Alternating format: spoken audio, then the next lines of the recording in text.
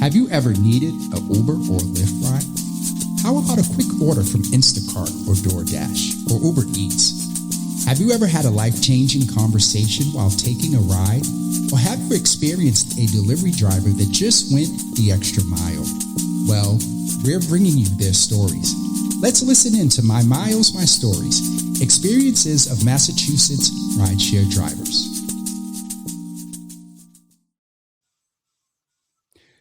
Hello, everyone. My name is James Jimmy Hills, and I am the host of My Miles, My Story. And this is the very first podcast that we're coming to you to just share some information about independent drivers on behalf of the Independent Coalition of Massachusetts.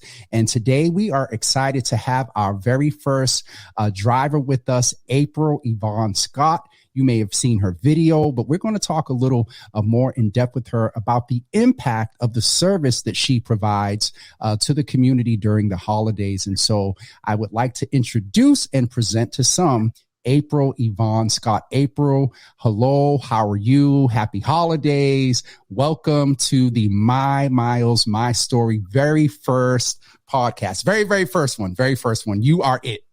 I love being the first to go. Let's do this.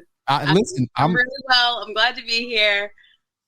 And I'm very excited because I think it's important for us to hear from drivers. We understand that the ballot question has been presented to the legislature, but I think it's so important for people to understand the real life stories of the actual drivers. And so let's sort of jump right in. How long have you been working with the rideshare program? What rideshare programs do you work with? Because there is flexibility for you to do, Lyft, Uber, Uber Eats, DoorDash, and the rideshare services, Postmates as well. And so which ones do you serve the community through? So I started serving the community with Uber. I started with Uber and dropping people off and picking them up. And I was a nighttime driver, so that was really interesting, only driving at night. It was like taxi cab kind of experience. It was awesome. And then I drove with Lyft for a while. And now I am currently working with DoorDash. Yeah, so I've been driving for about 6 years. Okay. Oh, so you've had we're in the holiday season. You've had a few holiday seasons to process through the service that you provide either through Uber. And right now, it's so interesting in the pandemic because we're still in it. The service that you offer, is there a difference from the non-holiday season to the holiday season? And if there is, what is the difference between regular season and the holiday season? In my opinion, personally, I don't think that there is a difference. Okay. I know that everybody has their own reasons for driving. And for me, it literally is community service. Like, I'm serving, my God, myself, and others, every day. And so that doesn't change on the holidays. You know what I mean? I love that perspective. Yes. It's an everyday thing. So I have lots of experiences where, and actually, when I started driving with Uber, because I'm driving at night, it's hard to get rides at night, and things are precarious, so they actually started calling me the Uber Angel. Like, I got a comment and they called me the Uber Angel, and it kind of just stuck throughout my Uber career, we'll call it. Oh, so wait a minute, Uber Angel. And thank you for clarifying, because for you, there isn't a difference in the service you provide. I was morely looking for, is there more a need, from the community during the holidays, around food and just, it's wintertime as well. But thank you for clarifying that. That says a lot about you, your miles, and your story. And so what do you mean by service, though? Why do you view your driving as a service to the community? Because things need to be done. There is always work to be done on a physical level and on a spiritual level. And my job is, and my purpose in this life is to be a courier, of things and people, And that's just actually one of my gifts, and that's something that I learned, also another thing about life, this is something that I learned, my dharma in life, not everybody has the ability to do what we do. Some people don't like driving, you know what I mean? They don't like it at all. They don't have a license. So it's a gift to be able to do what we do. I get to meet a lot of people. I get to see things that people don't see. And I'm grateful for that. What's one of the most interesting things that you have found, or what is one of your most interesting experiences during the holidays over the past 6 years in driving for the different programs? I know you said you started with Uber rather, and right now you're with DoorDash.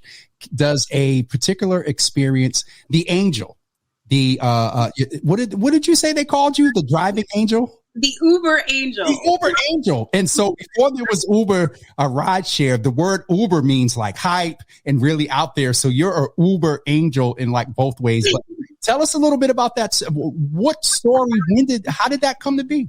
Yeah, so I actually do remember of the many rides that I've had. I actually do remember that night. And it wasn't that late. It was maybe between the hours of 7 p.m. and 10 p.m. And I live really close to a lot of train stations and bus stops and airports. And I was picking up a couple from the train station, and it just happened to be pouring rain that night. It was pouring rain that night, and not a lot of, I don't know, well, I can't speak for everybody else, but it looks to me that a lot of people don't drive when it rains, or weren't driving at that time. Mm-hmm. And they said that they had been trying to get a ride for over an hour. And this is not a big train station. So they were standing in the rain for over an hour. And I just so happened to turn on my Uber app that night. You know, my house is 5 minutes. So I was 5 minutes around the corner from them, and I picked them up, and they got in the car, and they were just so grateful. And I was like, this is crazy. Like I could get used to this, you know, and it was just so much fun. They were so much fun to ride with, and they were so grateful, and that made me even more grateful. That is awesome. And I myself have experienced, sometimes waiting because, our drivers, a good thing about our drivers having the flexibility is they can sign off when they need to. And as you said, it was the evening. And so let's talk a little bit about that. What about the flexibility, Apryl, gives you that opportunity? You mentioned that you drive at night. How flexible is your independence in your ability to serve and be that angel to the community? The flexibility has literally changed my life. Wow. And actually I was going to interject this in. Go ahead. That everybody's needs are different, and everybody's priorities are different, So someone who feels like they need to go see their dying grandmother may not be the priority for someone else who just needs to get home from the train station. Yeah. You know what I mean? Like, everybody's needs are different, and those needs and those wants, those priorities change over time. Right. You know what I mean? And so have mine, which is why I've gone from, driving with Uber and Lyft to driving with DoorDash. When I started with Uber, I started driving because I was in a lot of pain. I was grieving, and I needed to find a productive way to reacclimate myself into society, you know what I mean? And still find a way to heal mentally and spiritually and emotionally, Yes. Yep. I had lost somebody that was close to me, and I had never felt that type of loss before. So this was all new to me, And like I said, I started with Uber, and it was because I could stop when I needed to stop and have a minute, and I could drive when I needed to drive. And so Apryl, I want to jump there because, I have some familiarity with self-care and mental health and whatnot. And so thank you for your transparency. So what I just heard from you was that part of your miles and part of your story is the fact that driving started out for you as therapy. It was therapeutic and cathartic. Wow. Okay. And do you remember what time that was? Was it non-holiday or holiday time? I do. It was around the holiday time. It was around the holiday time. Yeah. I want to say around maybe New Year's. Okay. Maybe all right. Around Christmas or just after. Again, thank you so much for your transparency and sharing that with us. And that really wasn't, in us talking here for this podcast, it wasn't a thought in my mind. I know for some people going for a drive is therapeutic, but thank you for being transparent, naming that you were handling your grief, and your driving and your miles and your story included therapy. And so that is definitely awesome. I wanted to check in with you just a little bit more about, right now you're driving for DoorDash. Have you found any level of assistance? Well, let me back up a little bit. You talked about the variation of some people needing to go see their dying grandmother, and then some people also needing to get home from the train. In the pandemic, what do you remember a situation that someone made you aware of while you were riding, that during the pandemic or the holidays, that stood out to you, that was kind of made you sit back and think, wow, I do have just a little angelic influence? Just not to put too much on you, but is there another situation that you can think of in the pandemic or holidays that really speaks to the story, that all the stories that you happen to encounter while driving? Yes, I do. So, of course I do, right? Yes. So, this actually happened recently. This is with DoorDash, and like I said, it's an everyday thing, right? But this happened recently, and it's Thanksgiving, and this was a situation where I got to be really grateful. And even though not every character in the situation voiced their gratitude, I know that they were. I know that they were grateful too. So this is an all-around grateful situation. Yes. So I was picking up a DoorDash, and part of the work I do is spiritual work. So I believe that I am always getting signs and messages and symbols from Spirit telling me where to go. They always guide me every day because I ask them for it. You got to ask for help, right? Yep. So I'm laughing to myself in my head about a video that I had posted to my YouTube channel where I tell stories about my spiritual experiences to help guide other people. Okay. And I had mentioned something about Pikachu. Like if I say it or whatever, that may be a sign, etc. So I'm laughing at myself in my head, keeping my spirits high and just, being my own best friend in that moment. We're having and I'm like, Apryl, you're so silly. You know what I mean? So, and then all of a sudden, I get a ping from DoorDash to go to GameStop. So I'm like, all right, that right there is ironic, right? Okay. So I'm going to GameStop, and I'm already feeling grateful because it's a $20 order. One shot, $20 order. So I'm like, this is great. Like, thank you, God, for the blessings that I'm about to receive and that I'm receiving in these now moments, It's a GameStop order. Who doesn't like picking up stuff in GameStop, So I go to GameStop, and immediately there's a giant Pikachu in the window. Wait, I don't know what? Yes, there's a giant Pikachu sticker in the window. Sign one. Okay. Well, this is like sign two, right? Okay. Right. So I get inside, and immediately this is I frequent this place often. It's not far from my house, but the energy is off today. And I'm like, all right, what's wrong? What's going on here? So I get into line kind of because there's not too many people in there.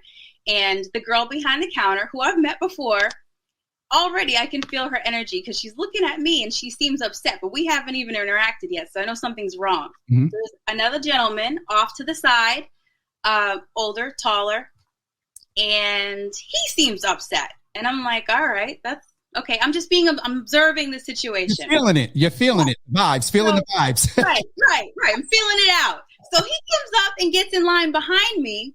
And then she starts speaking to him, but she's speaking with quite a lot of vigor, quite a lot of vigor. Mm-hmm. And she's telling him that she needs to look up the order and he needs to wait and she needs the order number. And he starts responding, but he's speaking Spanish. So now they're having an argument in two different languages. And I'm just like, this is hilarious. Like, this is happening right now. Like, I'm ready. Real time. Here. What do you want me to do? Where would you have me go? What would you have me say? What would you have me do, Spirit? I'm surrendering some more. Work through me, baby. Mm-hmm. Right. So I assessed the situation in 2.3 seconds. And I'm like, let me see it. He must have knew what I was talking about because he just he shows me his phone, right? And I start clicking. And he says, no. And I'm like, all right, I know what no means, right? I know what no means. I don't speak Spanish fluently, mind you. But no means no. Right. But I can speak enough Spanish and I can read body language to know that I can help them work through this situation that they obviously didn't have the tools to handle. So finally, he brings me to the page that I need. And I point and I'm like, numero. This is what she needs. The number, the order number, numero. He shows her the number. She gives him the package. He is ecstatic at this point. But mind you, he's speaking Spanish. Gracias. And I'm just like, de nada. And he's like, and I'm like, un poco. Un poco. Now tell me what un poco means. A little? Right. Just okay, a little. gotcha. Just a little. Un poco. Just a little. A little. And it was, and even though she didn't say that she was appreciative of my assistance, I've been in her situation before. I've worked in just about I'm a jack of all trades. So I've worked in like every position you can probably think of. And I just know what it feels like to be that person behind the counter, trying to just do my job and having customers that don't know how to communicate, whether it's because they don't speak the same language or for whatever reason, So, but he expressed his gratitude. He was happy. He was, excuse my French, he was happy as shit. He was. You're good. Listen. Yeah, he was really, and that made my day. That made my day. It was like, damn, the $20, like that was priceless.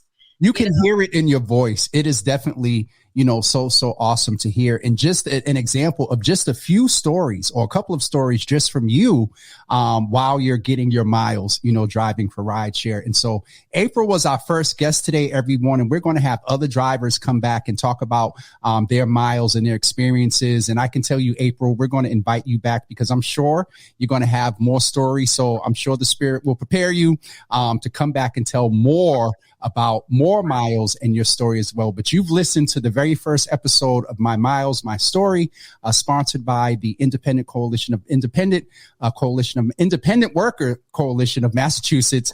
And so thank you all so much for tuning in, and we will be back with you very, very soon. Stay tuned for more My Miles, My Story. Apryl, thank you so much, and happy holidays to you. Likewise. Thanks for having me, Jimmy. Absolutely.